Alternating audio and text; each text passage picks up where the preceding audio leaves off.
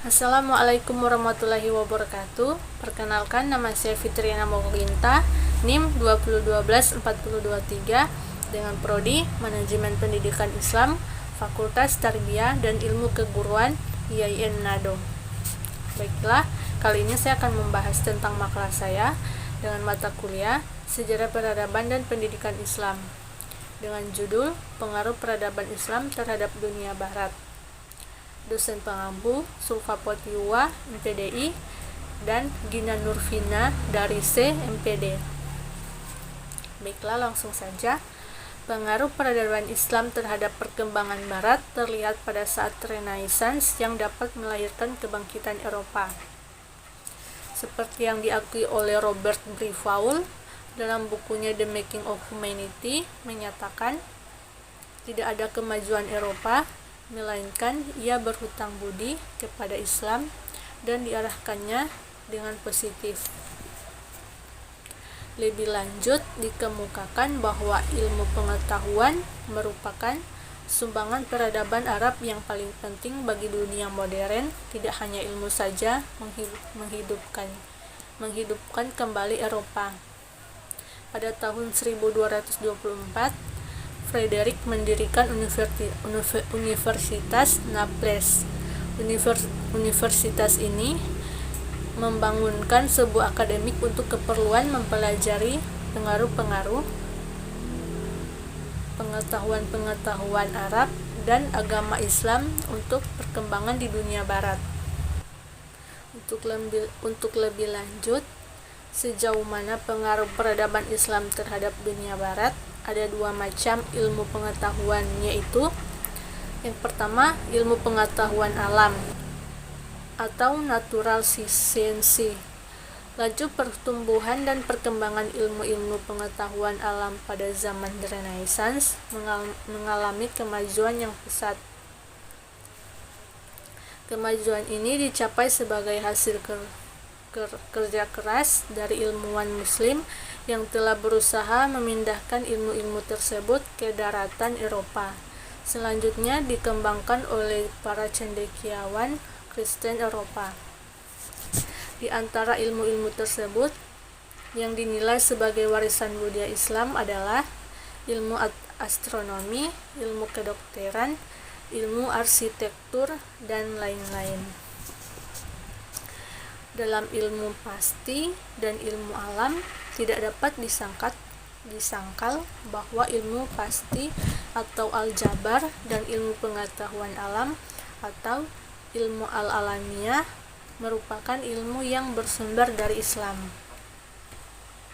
Dalam bidang ilmu pengetahuan ini tidak ketinggalan lahir pemikir-pemikir Islam yang dapat menjadi perintis dalam perkembangan ilmu pengetahuan.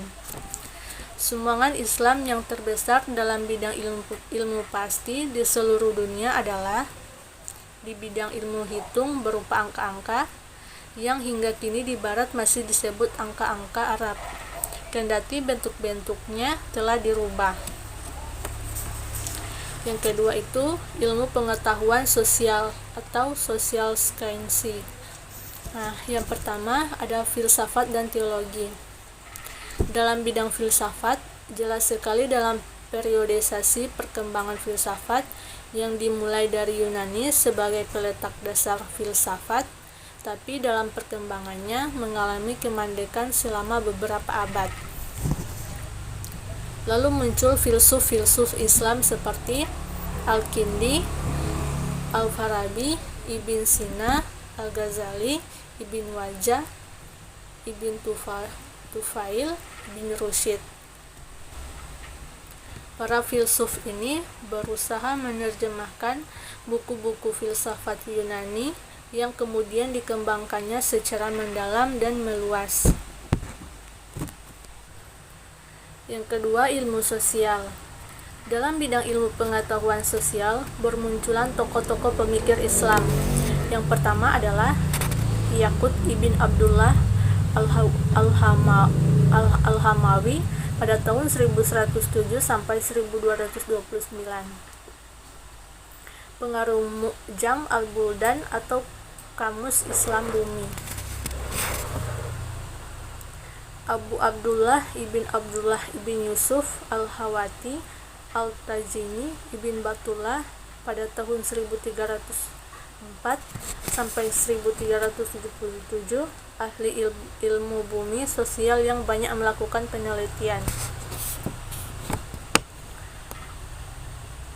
Baru ada ahli dalam bidang sejarah, muncul beberapa tokoh antara lain Muhammad ibn Ishaq 768, Muhammad ibn Jarir, Abu Ja'far al-Tabari pada tahun 839 sampai 923, Muhammad Abu Faraj ibn al-Jauzi pada tahun 1116 sampai 1200, Wali al-Din Abu Zayyud Abdurrahman ibn Khalidun pada tahun 1337 sampai 1406.